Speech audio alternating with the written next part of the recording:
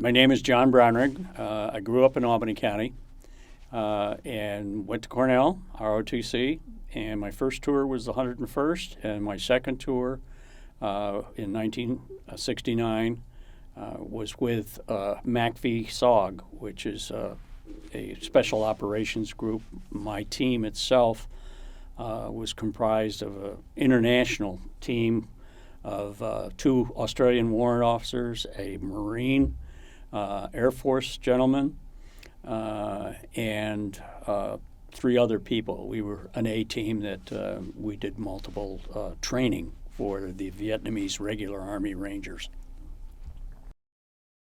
I was a very young second lieutenant, and the first night that we got in there, I dug a trench, and everybody kind of laughed at the young lieutenant digging a hole. Well, that first night that we were there, we got rocketed, and it took our mess tent, and I had 5 enlisted on top of me on the bottom of that hole. Difference really from 67, 68, as opposed to 69 and 70. Basically, the Americans were doing most of the fighting.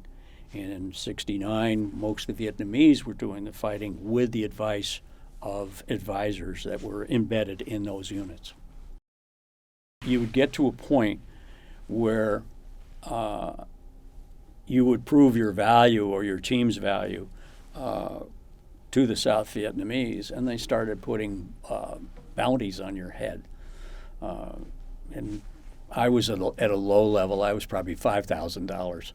But people like Bob Hope had $1 million bounty on his head because they knew that developed into a relationship that made the Americans happy and stay in Vietnam and stay, I don't know where you would go outside.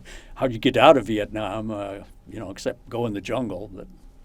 But that was an interesting structural thing that occurred. The North Vietnamese were more sophisticated than we really thought they were. Where we found out what was going on in the United States in terms of anti-war demonstrations and whatnot was through our relatives and friends that wrote us letters. They would send out what we call a log bird, which would resupply us with food and water and whatnot, and we'd send letters out. And we'd get a log bird in with us, depending on where we were in the field, every 2 or 3 days. And I even got, from old former girlfriends and whatnot, cookies and cakes. We used to call them ration kits or, home kits. And girlfriends would send chocolate chip cookies. They'd be a little stale by the time they got there, but they were good.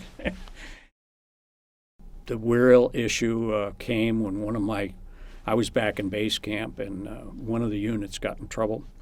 They got surrounded, and I managed to muster 2 helicopters and a gunship, and went out to try to recover them, or at least get them to the point where we could get them out of there.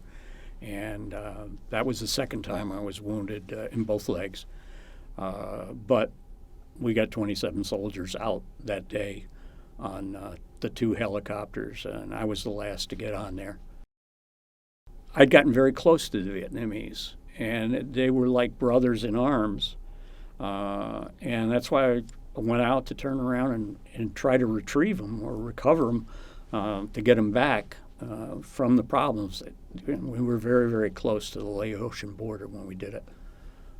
So it was one of the areas where the Ho Chi Minh Trail came down very extensively. I went back for a partial tour and went back to turn around and try to find POWs. One of the greatest disappointments of my military career is I never retrieved any.